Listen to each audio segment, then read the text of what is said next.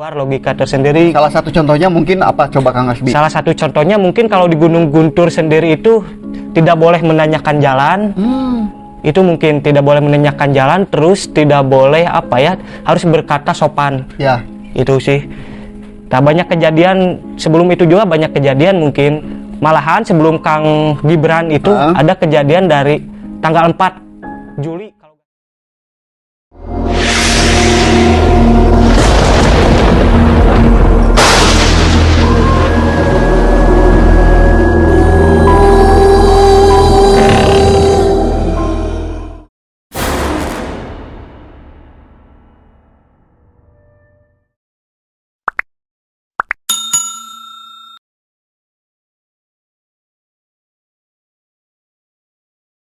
Oke, selamat malam Sobat Kamistis. Bertemu lagi bersama saya, Robi Ayung, di acara Kamistis. Nah, di episode kali ini kita akan membahas tentang berita yang sempat viral kemarin-kemarin.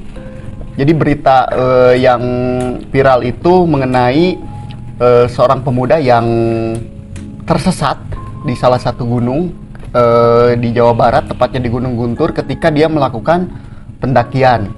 Nah, sebenarnya ketika dia melakukan pendakian itu nggak sendiri, ada 14 orang kelompoknya, dan waktu itu dia memang tidak mengikuti kelompoknya naik ke atas gitu. Jadi dia memutuskan untuk tidak ikut, dia tinggal, dan ternyata ada kejadian yang memang diceritakan oleh Guntur itu sangat, boleh dibilang sangat mengejutkan gitu ya. Nah, kebetulan di episode sekarang saya ditemani oleh Kang Hasbi. Makasih Kang Hasbi udah datang ke sini. Jadi sama-sama. Jadi Sobat Kamistis, kita sekarang akan diskusi ya. Diskusi. Nah, kebetulan Kang Hasbi ini dia salah satu pemuda yang memang hobinya daki gunung ya. Daki gunung. Ya, jadi pendakian gunung tuh dijadikan hobi sama dia. Jadi kita akan diskusi mengenai berita viral kemarin, Kang. Nah, jadi kemarin tuh ada salah satu pemuda yang dia mengakui dirinya sendiri tuh ketika waktu itu dalam masa pencarian dia yang 6 hari, ternyata dia menyatakan bahwa dia tuh sebenarnya hilangnya di hari itu aja gitu. Karena apa? Karena dia tidak melihat malam sama sekali gitu ya, otomatis siang terus gitu. Sedangkan tim SAR yang melakukan pencarian itu sampai 6 hari baru bisa menemukan dia. Nah, tanggapan Kang Hasbi tentang hilangnya Gibran ini gimana nih?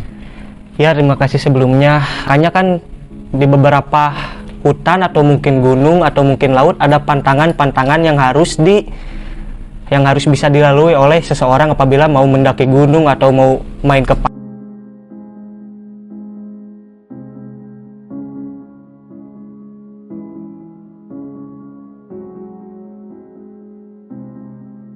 pendapat, ada faktor ilmiahnya, ada faktor secara mistisnya.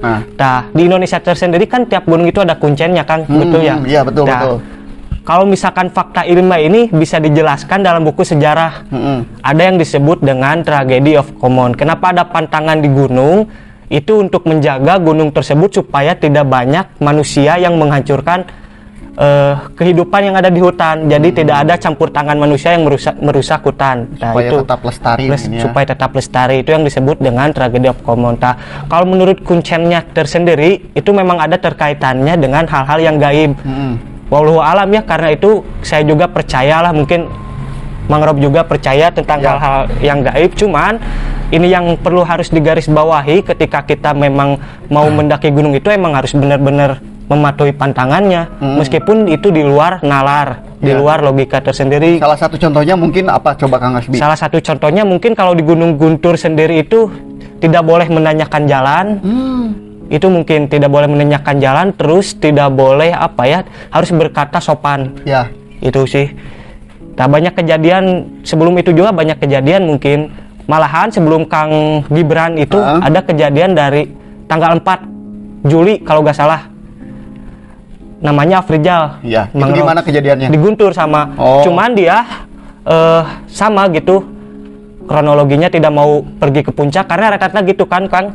Kalau misalkan kita pergi ke puncak itu tidak bisa satu hari, tidak bisa satu hari saja, karena kita ngecamp dulu. Misalkan ada beberapa pos kita ngecamp di tempat yang lebih dekat ke puncak. Nah besoknya baru kita naik ke atas dalam kronologinya gitu. Nah nggak tahu kenapa, mungkin alasannya Kang Gibran mau diam dulu, mungkin dia karena capek faktornya, atau mungkin karena dia ada sesuatu. Nah kalau yang sebelumnya itu dia ditemukan dalam kondisi telanjang, Kang. Siapa? Ya sebelum Kang Gibran. Sebelum Kang Gibran gitu. Namanya siapa tuh, Kang? Aprijal. Oh, sama di sempat Guntur. viral juga itu. Sempat viral. Itu kapan kejadiannya? Kejadiannya tanggal 4 Juli. Tahun 2021. Oh, di tahun yang sama ya? Tahun yang sama itu di Gunung Berarti Guntur. beberapa bulan sebelumnya gitu ya? Iya, beberapa bulan sebelumnya. Sebetulnya kan itu cukup mengejutkan sekali ya, di luar nalar, di luar akal. Iya, nggak masuk akal juga ya ketika pengakuan dari yang saya tahu kemarin nih, Kang, yang Kang Gibran gitu kan. Karena pasti aneh juga ya ketika dia menyampaikan pengakuan bahwa dia tuh sebenarnya nggak ngelihat malam, ya otomatis tidak berganti hari kan. Sedangkan faktanya gitu kan, nyatanya dia itu dicari sampai 6 hari gitu kan. Nah, itu kan nggak masuk akal juga. Cuman ya karena kalau kita berbicara hal-hal mistis atau hal-hal goib ya memang kebanyakan ya memang nggak masuk akal gitu kan. Cuman ya mau nggak mau ya kita memang berdampingan dengan hal itu gitu. Nah dilanjutkan untuk siapa tadi, Aprijal ya? Aprijal. Sebetulnya gini Kang ya, kalau misalkan berbicara hal goib ya kita harus mempercayai lah, jelas. Saya juga bukan orang yang ahli ya, cuman saya membaca menurut kuncennya ketika dia ditemukan itu dalam kondisi linglung. Linglung tuh jadi apa ya? Nggak tahu lah ya. Nggak tahu ya gitu. Dalam kondisi ya kayak kosong gitu kan tempatnya, kayak gak ada apa-apa gitu. Nah, menurut si kuncennya, kuncen Gunung Guntur ya. Jadi dia itu malamnya itu melakukan pencarian atau mungkin diberkahi lah ilmu kebatinan, mungkin bertawasul kepada Allah. Memang benar bahwa si Kang Gibran ini memang ada kekuatan lain gitu. Maksudnya kekuatan lain itu memang dia itu sedang diaping ke dunia lain, ke dimensi lain. Makanya kalau di dimensi lain mungkin waktunya sedikit atau mungkin di dunia nyata waktunya lama gitu sih. Cuman kan secara ilmiah kita tidak bisa menjelaskan hal yang lebih. Cuman kalau misalkan menurut kuncen yang mungkin mempunyai ilmu kebatinan itu bisa dijelaskan gitu. Kalau Kang Gibran ya karena cukup mengejutkan juga ya pernyataan dia. Udah gitu katanya kan Kang Gibran ini selain dia nggak nemu malam, nah dia juga sempat ditawari makan sama dua orang perempuan yang memakai baju putih. Nah itu sebenarnya gimana, Kang? Iya. Kalau misalkan kita berbicara soal fakta ilmiah ya, orang akan mudah berhalusinasi apabila ketika sedang kelelahan. Akal sehatnya ketika kita naik ke gunung terus kita kelelahan, alangkah baiknya teman-teman itu istirahat terlebih dahulu. Karena alam itu menyimpan banyak misteri gitu. Apalagi ketika otak sedang capek-capeknya, cukup rentan mengalami keparnoan, Kang. Gitu, keparnoan. Makanya di alam itu tersendiri tidak boleh apabila kita menemukan hal yang aneh itu harus disimpan. Misalkan saya sendiri menemukan kuntilanak misalkan di gunung. Tapi pernah nggak? Belum pernah, cuman kalau misalkan yang aneh mah kalau misalkan yang aneh mah pernah, cuman itu harus disimpan, tidak boleh diceritakan ke teman-teman, ke rekan-rekan kita karena bisa menimbulkan kepanikan. Panik ini sendiri yang bisa menimbulkan hilangnya teman-teman kita, Kang. Makanya kita itu harus bersama-sama terus menerus menghindari adanya yang hilang. Nah itu Sobat Kamisti salah satu tips ya, mungkin jika teman-teman melakukan pendakian secara berkelompok ya satu sama lainnya harus saling menjaga. Nah salah satu contohnya ya ketika misalkan dari diri kita sendiri melihat hal-hal yang memang tidak yang aneh gitu ya, entah itu dari suara ataupun melihat langsung secara fisiknya gitu ya, alangkah baiknya untuk dipendam gitu. Jangan sampai ketika kita melihat atau merasakan diceritakan ke teman-teman kita, ternyata teman kita ada yang jauh lebih panikan gitu kan. Iya, itu yang bahayanya. Nah itu bahaya. Kenapa bahaya? Karena yang tadi Kang Hasbi bilang itu bisa juga menjadi penyebab hilangnya orang ketika melakukan pendakian. Nah gitu. Untuk balik lagi nih ke Kang Gibran tadi ya, yang 2 orang gitu ya, Kang. Yang ketika dia ditawari makan gitu kan. Jadi gini, Kang, yang jadi pertanyaan besar saya, ketika ditawarin makan kan si Kang Gibran tuh nolak ya. Itu gimana jadinya kalau misalkan ketika ditawarin makan si Kang Gibrannya nerima gitu? atau dimakan gitu, apa namanya, nasi sama apa tuh? Nasi sama ikannya gitu. Ikan kan seperti itu. makanya kalau misalkan kita dibawa nih ke sukma kita, misalkan dibawa ke dunia lain, memang kalau secara ilmu ruqyahnya di Islam juga ada kan, kalau secara ilmu ruqyahnya memang pernah kejadian Kang loh. Salah satu teman saya, Oh ini kejadian real kayak Kang Gibran dibawa ke sukmanya itu, dibawa ke dimensi lain lah, ke hal-hal yang gaib. Salah satu bukan teman ya, saudara lah mungkin, saudara saya, tetangga saudara saya. Waktu itu tuh ada acara di kampusnya itu camping ke Gunung Puntang. Nah, secara Gunung Puntang ini kan lestari alamnya ya, berbicara alam lah, kita masih banyak menyimpan misteri gitu. Kenapa kita tidak boleh sompral? Dibawa dia ke Gunung Puntang dalam keadaan sehat, tapi pas pulang itu dalam keadaan yang cukup linglung kayak Kang Gibran. Bahkan dia mengalami penyakit yang tidak bisa diobati oleh dokter lah. Dokter non-medis gitu ya Kang. Kayak badannya dia kurus gitu, kayak tatapannya kosong. Tapi komunikasi yang kayak gitu gimana Kang? Untuk komunikasi malahan dia tidak berbicara sama sekali Kang.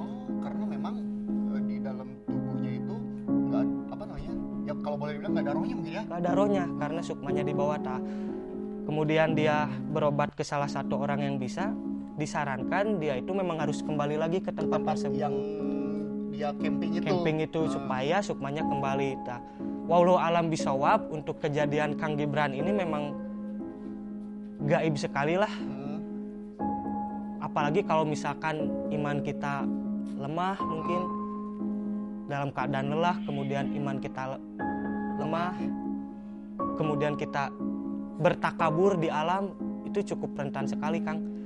Malahan orang yang berpikirnya logis itu orang yang menurut Ustadz Fajar itu orang yang cukup berkemungkinan besar mengalami hal-hal tersebut, seperti orang dibawa ke kerajaannya jin, atau mungkin orang yang dibawa ke gunung kemudian pulang dia menjadi orang lain.